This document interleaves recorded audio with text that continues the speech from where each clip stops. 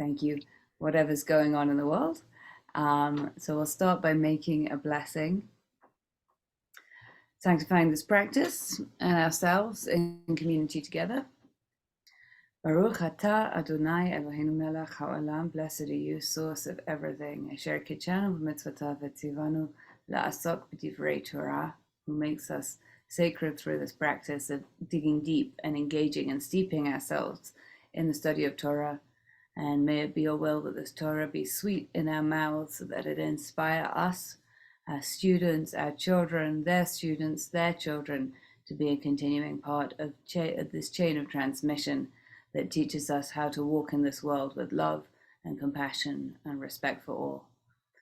Baruch atah Adonai hamelamed Torah la'amo Yisrael. Blessed are you, great teacher, who inspires and teaches the people of Israel. So, here we are at the beginning of the third portion of the Torah, as we begin our Torah cycle again. This is the Parashat of Lech-Lecha. Now, I know that some folks are listening to this more like a podcast, but others are sitting at their screens and able to type. So I just want to get a quick show of hands. Who here is familiar with the concept of the hero's journey? And don't worry, I'll explain it more for those who aren't familiar. But you could give me a wave or put up your little yellow thumbs up or your hand if you know what I'm talking about when I talk about the hero's journey. Okay, some familiarity, but definitely worth me giving some background information. Okay, so earlier in the 20th century, there was a scholar named Joseph Campbell. He wrote a book called The Hero with 1,000 Faces. He was a university professor. Actually, during the Great Depression, he went rather like Thoreau and lived in a hut by a pond for 5 years. He put himself in sort of like independent study program where he would read for 9 hours a day. Apparently, he divided his day into 4 3-hour periods, and for 3 of those 3-hour periods, he would read, and for the 4th, he would let himself do whatever he wanted. Anyway, he read a lot, and he came to the conclusion that many stories, many myths from all over the world shared a similar structure. And I'll go into in a minute the details of what that structure is. And he called this the meta myth or the monomyth, saying that there's a sort of archetypal universality to the hero's journey. And later in the 20th century, this became got some sort of popularity when screenwriting executives in Hollywood said, yes, this idea inspired us also in our writing and our screenwriting. And I'm going to share with you the version of the hero's journey. Mara, could you let me share my screen, or could you share the Lech-Lecha hero's journey document on the screen? This is a version of the hero's journey that I gleaned from YouTube videos of a guy called Christopher Vogler, who is a Hollywood executive and screenwriter who wrote a book, did very well in 2007, called The Writer's Journey, where he basically plots out how the hero's journey can be used to write a successful screenplay. And it's actually a very interesting interview. The whole thing, you kind of linked it in the thing. Not sure if I can share my screen. Here we are. Great. One sec. Here we are. Okay, so you guys can see that, right? I think. This is how Christopher Vogler describes the hero's journey, and then we're going to spend a little time mapping this onto the journey of Abraham, which really gets going in this parsha of Lech-Lecha. So what they say is that actually one or more of these could be missing, and we'll see in the story of Abraham that perhaps it sort of repeats some loops, but there are definitely parallels. So I'll just very quickly go through it. The idea is that we begin in the ordinary world. We have to see the hero in their context. what's going on in the sort of normal life, but we also, that the setup also hints at the challenge to come, like what's the thing that needs to change, what's not quite working. Then we have the call to adventure. Then in the classical story, the hero initially refuses the call, and this gives an indication of how big the challenge is, how hesitant they are. I'm familiar with from the story of Jonah that we read on the afternoon of Yom Kippur. First, God tells Jonah to go to Nineveh, and he's like, "No, I don't want to," and runs off in the opposite direction. Then, classically, the story introduces some kind of mentor or teacher to the hero, who is called a donor character. Usually, this hero, the mentor, gives the hero something. And Vogler said in this interview that sometimes this stage is lacking, and that serves to make the story more daunting. That the hero, really doesn't have any kind of ally or teacher or guide who's showing them how to go about this, to go about their task. Then, what Vogler calls the takeoff, the preparation is complete. So everything, the plane has been loaded, and now it's going down the runway. Now the story needs to take off. The preparation is complete, and the hero goes off into the special world. So you'll see here that as Vogler describes it, the first half of the story takes place in the ordinary world, and now the quest really begins as the hero goes off into the special world. At this point, there are sort of initial tests, allies, and enemies. And there's what he describes as the midterm exam or pop quiz, like their first initial trials. The hero has to get their bearings. This is also this next stage is where alliances are built. He says, this could be during the sort of journey to the heart of the action. This is where there can romances between characters or intrigues between characters, or is this guy who's apparently part of the team actually a spy, not to be trusted? This is where the sort of team is built. And then this is really the heart of the story, the ordeal, a central confrontation with death, or with the hero's greatest fear. And in mythology, it's often like a literal death, and the hero descends into the underworld. Then after this comes the reward, where the hero integrates the benefits of having come through the ordeal. They realize that they're changed. Often, dramatically, there's a sort of a speech about how they now realize what they know, or even sometimes actually the use of a mirror. This is the sort of reflective and integrative part of the story. And now the final stages of the story, the hero rededicates himself to the challenge, has to finish the job and make it home. Often, says Vogler, there's a sort of chase scene at this point, or some urgency.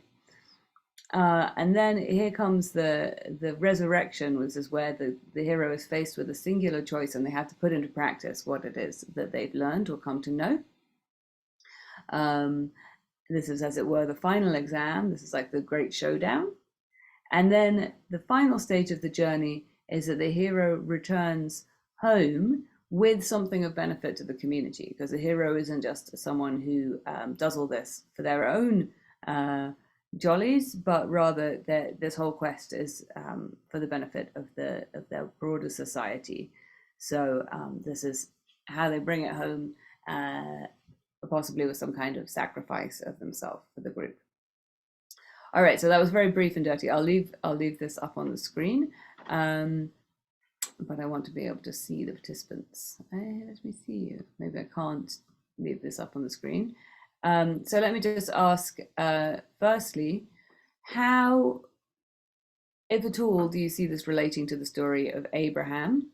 Are there any really obvious yeses? Is it clear whether the beginning or the middle or the end? What's the challenge? What's the ordeal? What's the return? You can put it in the chat. Where do you see this in any way mapping onto the Abraham story? Oh, great. Thanks, Mara's put the source sheet into the chat, so you can look at it at the same time.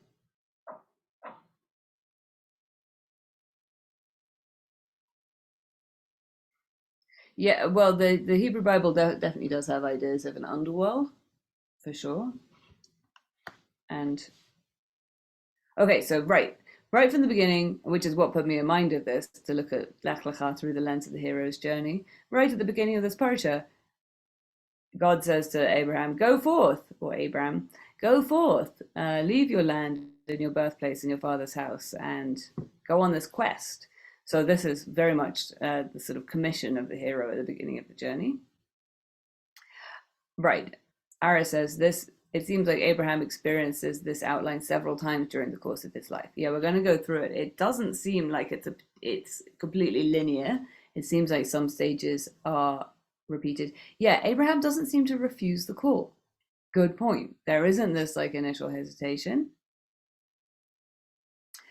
Right, or so we start out, as we'll see in a minute, we start out with Abraham in the context of his family in a long genealogy that stretches all the way from Noah and descendants. Here he is in his ordinary world in the land of Ur, and then he's told to sort of leave this context and go on his quest. Now, is the ordeal the binding of Isaac, or is it something that happens before? We'll discuss. Right? We would think, when we think what's Abraham's greatest ordeal, we would think the binding of Isaac was the greatest ordeal, but we will see.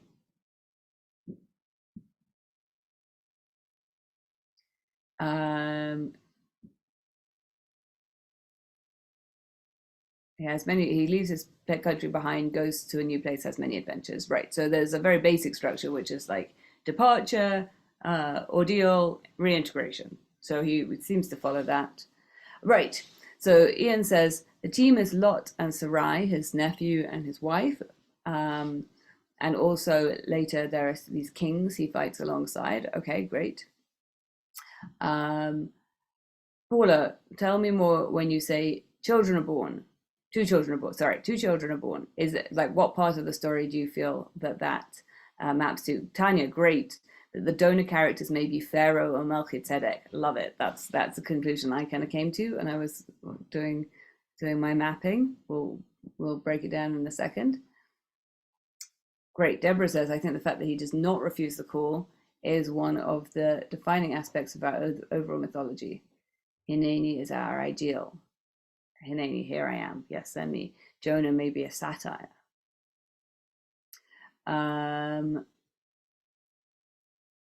Right. So possibly his battle to rescue Lot is his ordeal.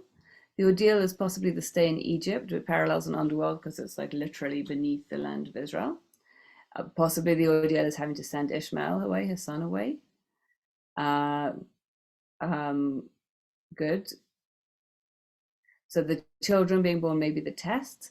What is the return, or what's the accomplishment at the end of the story in your idea? Oh, Hagar could be the donor character.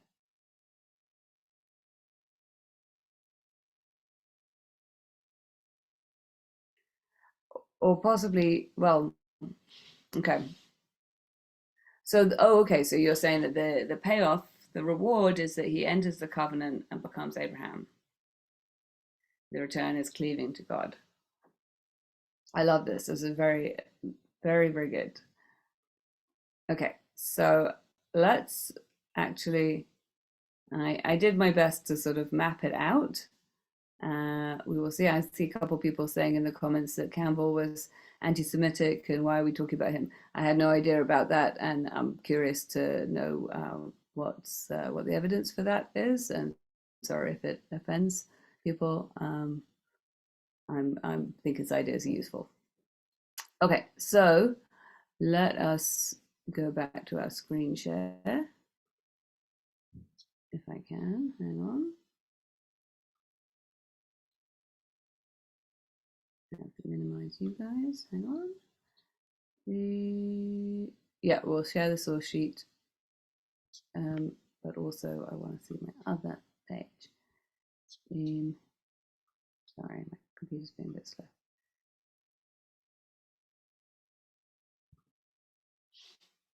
Okay, so this is what, the best of my ability, how I feel the mapping goes with this story. So, in fact, this story doesn't just It doesn't just cover this parsha of Lech-Lecha. It starts in the end of the previous parsha, Parashat Noach, where we have this whole long chain of descendants of Noah. And it goes through to Parashat Vayera, which is begins with the angels showing up, or these three visitors showing up to tell Abraham and Sarah that they will indeed have a child. Okay, Ellen, I think this is a crucial point to mention. Could the ordeal be not having children until the age of 100? I've always thought this too, by the way, that if you divide the ages, that it seems more reasonable. That I think that the crucial challenge is about children and about progeny and descendants and whether he'll have them.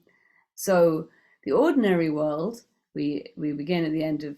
I put the chapter and verse in here. I can't actually. I don't think I can show it on the screen. Well, maybe I can on the screen at the same time so that you can look along. But why don't you can just pull up Safaria and be following along yourself. I think that's probably easier than me trying to keep it in parallel. But here we are. So we begin with the ordinary world, with the birth of Abraham in the context of his family. And the way that we hear about him is that he is in a family that's already traveling. That they pick up and they're on their way from Ur of the Chaldees. But there is this disruption where Haran, one of Avram's brothers, dies in the lifetime of his father Terach in his native land of Ur of the Chaldees. Avram and Nahor both took wives, but Sarai has no child, and they're on this journey, but when they come as far as Haran, they stop there.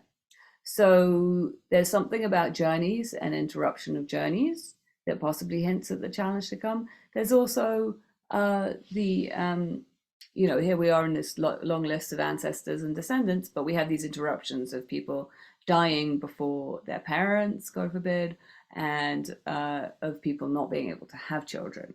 So this is an interruption, or a hint of the challenge to come. Like, is Avram going to be able to be successful in, because he's not only promised the land, he's promised giving the land to his descendants. So how's that going to work if he hasn't got any descendants? So, as folks said, at the very beginning of this parsha is pretty clear as a sort of like opening commission of the hero, where God says to Abraham, "V'yomer Hashem el Avram, Lech-Lecha ma'artzecha u'mimoladecha u'mibeit avicha el haaretz asher erecha." Go forth from your native land and from your father's house to the land that I will show you. I'll make of you a great nation. I will bless you, and I'll make your name great, and you shall be a blessing. I will bless those who bless you and curse those who curse you, and all of the families of the earth shall bless themselves by you. And then, as folks pointed out, he doesn't seem to refuse. Like Abraham went forth as Adonai had commanded him, and Lot went with him. Now, Diane says, Hashem, God's self, is the donor. Tanya says the trip to Egypt for the famine is a test, but you could see this as possibly the initial refusal of the call, because he's told he will inherit this land, but then first sign of trouble, there's a famine, he leaves. So possibly this could be his initial refusal. He goes off to Egypt, and this is where we get the first sister wife king story. So those, I know some folks here it seems very familiar, but in case there are those who are less familiar, Abram and his wife Sarai go down to Egypt, and as they're entering Egypt, Abram says to Sarai, who is his kin, she's his niece, which in some terminology could be called his sister. She's close kin to him. He says to her, please tell people that you're my sister, not my wife, because you're very beautiful, and these people, if they think that you're my wife, they'll kill me and take you into the harem. So she agrees to this, and lo and behold, Pharaoh sees her, thinks she's very beautiful, and takes her into the harem. And then a little while later discovers that actually she's another man's wife, and is quite annoyed by this deception, because it's fine to abduct a woman who's not married, but it's more problematic to abduct a woman who is married. And Pharaoh sends him off out of the country with great wealth, having first told Abram off for deceiving him thus. So I say this is the first sister-wife king story because we actually cycle back to it later. There's another incident which sort of parallels it. So we've had some ideas. Yes, it's indeed scary indeed. Well, scary whether or not the woman's married. Nobody wants to be abducted and raped and kept in someone's harem, right? So here we go. We've had some suggestions. Perhaps Pharaoh is the donor character. He does indeed give them great wealth. They're already sort of successful herders, but it says that they leave Egypt with even more substance and property. Or maybe Lot, the nephew, or Sarai, the sister wife, is a donor character. Or someone else says, yeah, they don't tell you a lot of the racy bits in Hebrew school.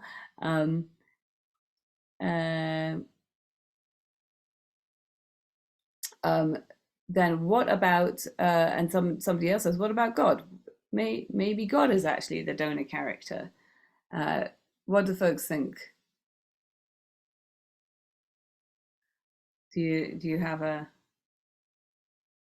Right, someone says strong parallels to the Moses story, and somebody else mentioned the sort of initial being kicked out of the garden as our sort of hero's quest as humanity. Yeah, I mean, you could see the story being patterned over and over again throughout the Bible. And of course there is dispute. Other people say, I don't know if we'll have time to come to it, this is overly simplistic. Stories don't always share this plot line. Also, when I listen to this guy Christopher Vogler talking, it's like, yeah, all these archetypal stories, all these Hollywood screenplays share this structure, and that is fine in a sort of childish way if you're not really exploring the human condition. If it's not quite as simple as there are goodies and there are baddies, and like, it's fine to keep telling the same story over and over again, but it doesn't exactly stretch us or expand us. There's like a comforting familiarity to stories that have the same structure, and very well who the hero is and they're going to win in the end. That's not really like life, or it's only somewhat like life. Somebody mentions, Batya mentions, what about Sarai? What about her hero's journey? And if we have time, well, it's on the source sheet, whether or not we get time to it. There's some very interesting scholarship from female academics talking about, is there actually a difference in the heroine's journey? Is the narrative arc for female heroes actually a bit different? And there's some really great ideas about how it's similar but not the same. All right, so unclear. So you can see it doesn't exactly map. We may or may not have a refusal. We may or may not have a clear donor character. But here we are. We could say that possibly this takeoff, this initial going down to Egypt is like the preparation. And now the special world is the world of Canaan, or the land which will be the land of Israel. And these are initial tests and challenges. And now in Genesis 13, the beginning of Genesis 13, Rabbi, I'm so sorry to interrupt you. I think you're still sharing the former source sheet. I think I am. You can't see the Abraham's. No, we're just seeing the original, the first sheet you shared, MJL Lech-Lecha. Oh, that's weird, because that's not what I see on my screen. Hang on, let me try. Apologies. Oh, thank you. No, thank you for letting me know. Okay, let me try again. I just assumed that what I can see on my screen is what you can see on your screen. How's this? Can you see Abraham's heroic journey here, where I've got... Yes. Great. Okay. Oh, thanks for letting me know. Sorry, this was, I thought you were looking at this already. Okay, so here we are at the beginning of chapter 13 of Genesis. We're right in the middle of our Parashat of Lech-Lecha. And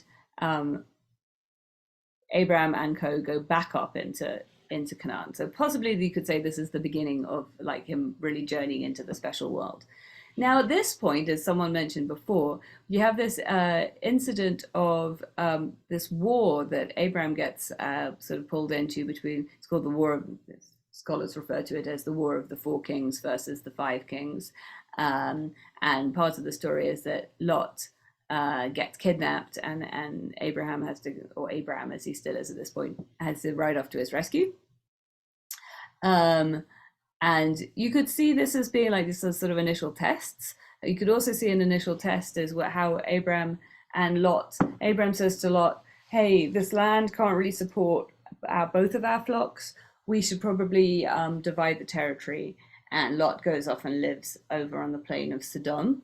So possibly this is like a good initial, like part of the challenge is how's the land going to be divided? So they managed to peacefully divide the land, halavai, and Lot goes off and lives separately. So you could see this as being like the initial test. You could also see this whole story as being like the allies and enemies part of the story. And similarly, with this incident of when Abram goes off to fight this war, as someone pointed out before, possibly this is sort of initial test because he refuses to take any of the booty. And I think Tanya pointed out that at the very end of the story of the four kings versus the five, this is Genesis 14 verses 18 to 20. There's a guy that King Melchizedek of Shalem, sounds a lot like peace, right? Melchizedek means righteous king, and Shalem is word like wholeness or peace. Brings out bread and wine, right? Which we, as we very well know, use as our sacrament as well. And he was a kohen le'el elyon. He was a priest, same word as we use for priest, to El Elyon, a name for God that we use, to God the Most High God. And Melchizedek blesses Abraham and says, Baruch Abraham le'el Elyon, koneh shamayim va'aretz. That's where we, by the way, we get that phrase, koneh shamayim va'aretz, in the like the mini repetition of the Amida on Friday night prayers. So here we get this idea of God, of Abraham being blessed by a human, and being blessed, saying, Abraham is blessed to the Most High God, who is the creator of heaven and earth. And then Melchizedek says, and blessed is God Most High, who forms a shield and delivers your foes into your hands. And then Avram gives him a tithe. So possibly this is the donor character or the mentor character. This is the closest we seem to get to someone who's like an elder, knows more, is like on the right path in a similar way to Avram, but is more advanced in the path. Doesn't happen in the right place in the story, but I would say this is the closest we get to, like, you said, this mentor figure in a classical sense. And now we come into the place where, you know, we're getting into the ordeal. And the ordeal is really the center of the story. This is where the hero has to come up against something extraordinary and prevail. As I said before, if childlessness is the central challenge, which is a form of mortality, like, you know, having children is our immortality, if you will. It's the way we pass on our genetics, but it's also the way that we pass on our memory in the world, and we continue to live through our children and their children. Abram and Sarai's childlessness is the central challenge, and now we kind of get into this interesting thing, because now Avram has a child. What happens next? Well, firstly, so God reiterates once again. And you'll see that what's interesting if you read the story is that God's promise gets iterated to Abram again and again and again, like 4 different times, I think. God sort of like recommissions Abraham and says, you're going to inherit this land, you're going to have children. And at this point, at the beginning of chapter 15, is the part where God takes Abraham says, you said you're going to give this to me, but what good is any of this if I'm going to die childless and my servant is going to be my successor, my inheritor, because I have no children? And God says, no, you are going to have a child. And then he takes him outside and takes him to look. It says he took him outside, and some sages say he took him outside of himself, or he's had this like out of body experience, and he brought him up so he could see over the star, over the heavens, and God says, your descendants are going to be as many as the stars of the sky. Not just you're going to have children or a child, like you're going to be the father. And the name Avraham is like father of many, father of Avram, like father of multitudes. Then he has this very strange sequence, which could be considered the ordeal, where he creates this like interesting like sacrificial altar thing where he sacrifices various animals and cuts them in two and makes and puts the halves of the carcasses like facing each other, and then he falls into this like trance state. This is called the Brit Ben HaBetarim, or the covenant between the pieces, in Genesis chapter 15. And at this point, not only does he see that he will have children, but he sees some of the challenges. He's given this sort of glimpse of the future, that there's this like foretelling that his descendants are going to go down into Egypt and be oppressed there for some hundreds of years, and then after that God's going to redeem them and bring them out. So not only does he see the future, but he sees that he will have children, but he actually begins to see the challenges that those children will face. So possibly this is the ordeal, but possibly not, as I'll suggest, because having come through this, he does seem to sort of have the initial reward or payoff of he does have a child. This is where he gets together with his wife's servant Hagar, and they have a child, Ishmael. But I would suggest that what then happens when Hagar and Ishmael also have two parallel stories of running away. The first time is when she is pregnant, and God says to her, no, go back, you're also going to become a great nation. So interestingly, it seems to me that she sort of splits off. This is the beginning of her hero's journey, where God says to her, he says something very, very similar to what God says, very similar to what God says to Abraham. The messenger of Adonai says, Harbe arbe tzarecha v'lo yisapeh mirov. I'm going to greatly multiply your seed, and they will be so many that they're uncountable. And you're pregnant, you're going to have a son, you should call him Ishmael. And then it gives them a prophecy about what this kid Ishmael is going to be like. And this is really the beginning of Hagar's hero's journey, like she's commissioned. So here the story seems to split off. And now we get to this like, well, are we actually at rededication, or are we actually back to ordeal? I would argue that actually we loop back now to the most central ordeal, which I think is the covenant of circumcision, Brit Milah, which is what, so we'll notice in chapter 17, verse 5, that Abraham's name gets changed. God gives Abraham an extra hay in his name, and also puts a hay into Sarai's name in chapter 17, verse 15. So they each get a new name. The hay Kabbalistically is seen as being like a womb, so they're both given this like additional power of fertility. Some say also that the Yud from Sarai's name, which is numerically equal to 10, is taken out and split into two hays, each equal to 5. Sarai gets one, Avram gets one. So Sarai reduces some of her power and gives it to Avram, and this somehow creates a balancing, which allows them to become fertile with each other, become parents. in any case, I think we can pretty easily say from a sort of archetypal perspective, when you get a new name, you become like a new person. So you actually have to go back, and the ordeal needs to be undertaken afresh from the standpoint of new identity. And then I think it's pretty fair to say that the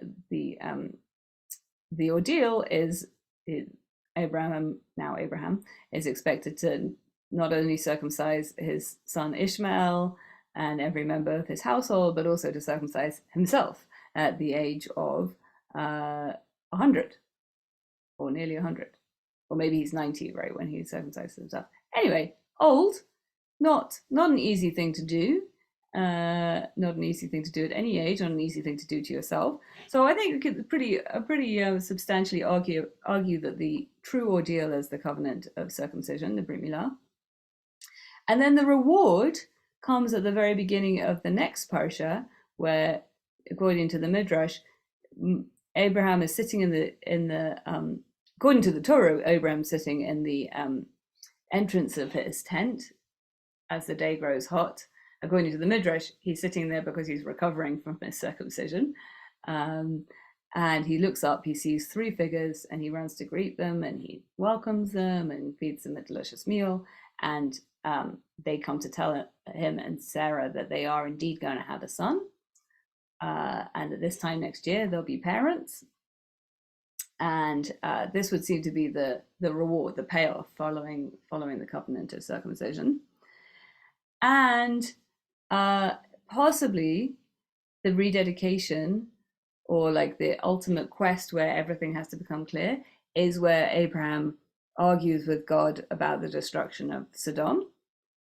And you even get something of this sort of chase sequence in the story of the destruction of Sodom, which is chapter 19, which is sort of a sidetrack from the main gist of the story, in that it doesn't involve Abraham directly. We have Abraham arguing with God about whether to save the city on account of the righteous people living there. And ultimately, there are not enough righteous people living there, and God does go ahead and destroy the city.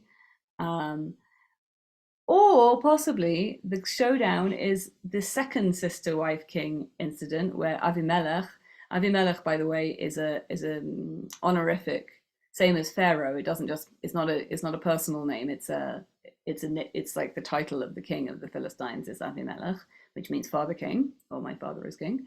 And here, almost exactly the same thing happens.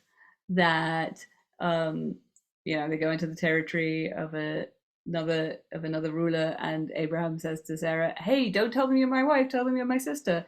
Similar thing happens again. She does get taken into the harem. This time, the king has a dream that lets him know that he's abducted another man's wife, and again he's cross with Abraham. It says, "Why did you deceive me like this?" However, there is this different, like one slightly different feature, which is maybe arguably the sort of like redemptive, like now something shifted, where Abraham prays for the household of Avimelech, because everyone in the household has become infertile as reprisal for this abduction of Sarah. And when he prays that he prays for everyone, and they become fertile again. And maybe we could say that like he prays for Sarah in amongst that prayer, and it's effective. It's a curious thing though, because it's difficult to say that something's really changed, because he seems to sort of basically make the same mistake again. We could also say, maybe on a very literal level, I've heard this scandalous idea that Avimelech is a donor character, in that he's literally a sperm donor. Like Sarah does conceive after this situation. Sorry if that's too shocking an idea. And then return with the elixir is arguably the birth of Isaac, who is going to be the legitimate heir and the seed, the root of the Jewish people. And we also see various other storylines get kind of tied up here. But then, as others pointed out, this isn't exactly the end, because then we go on to the great ordeal of the binding of Isaac. Okay, this was me talking a lot. As we can see, the story sort of fits this model of the hero's journey, but in some quite important ways doesn't exactly follow this structure. So we just have a couple minutes. I'd love to hear folks' reflections. What do you think? Does it fit? Does it not? What's compelling about this idea? What do you think? And thanks. There are two different source sheets. I think Mara's put them up for you. And Aglaya says, don't forget all of these phases of the journey can overlap, merge, blur lines, etc., which we definitely see here. Yeah.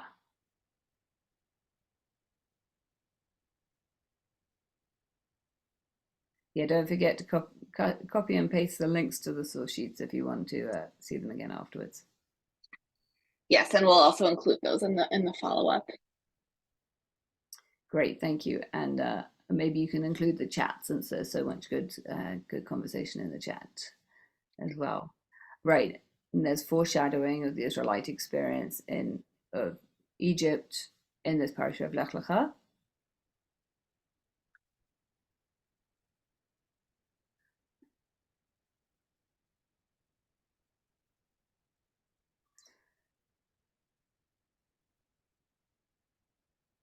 I wish I had time to read and discuss all these wonderful comments that people are putting in the chat.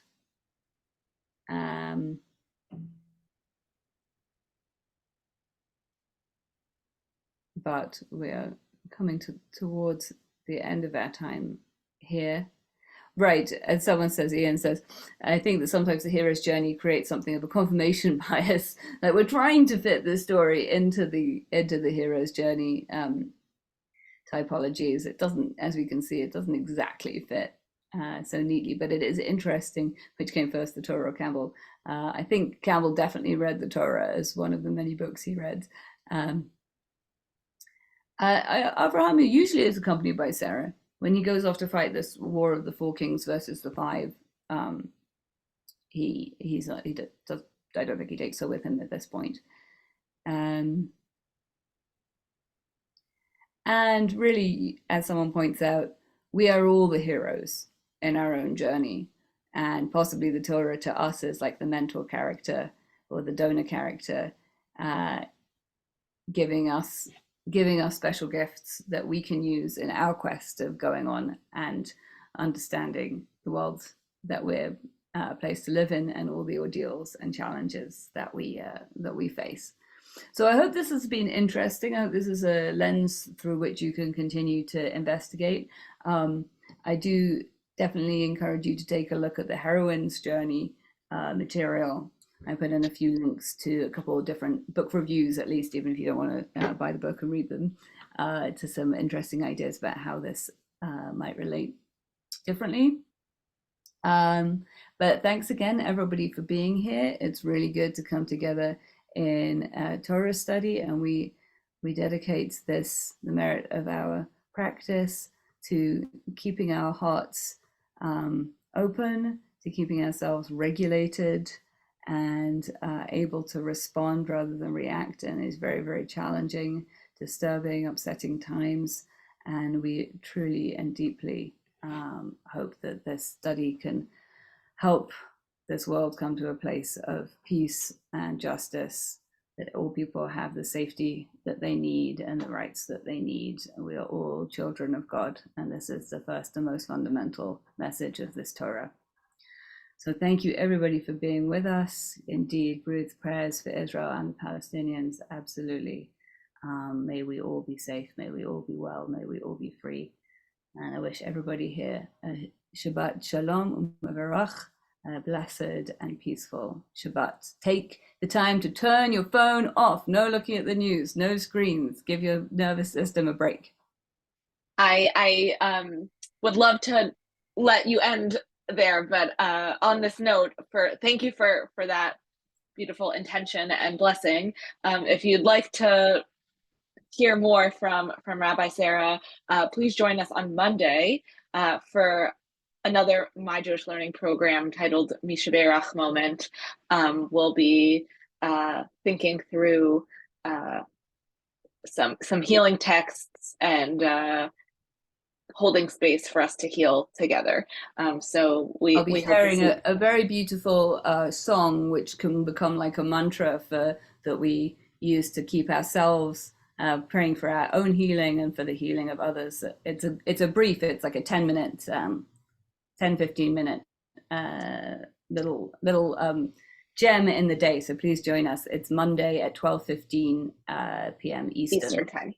Yes, and we'll share details for how to sign up to that in the follow-up email. And again, just to reiterate, wishing you all Shabbat Shalom. Bye bye. Shabbat Shalom, everybody. Thanks so much for being here. Bye.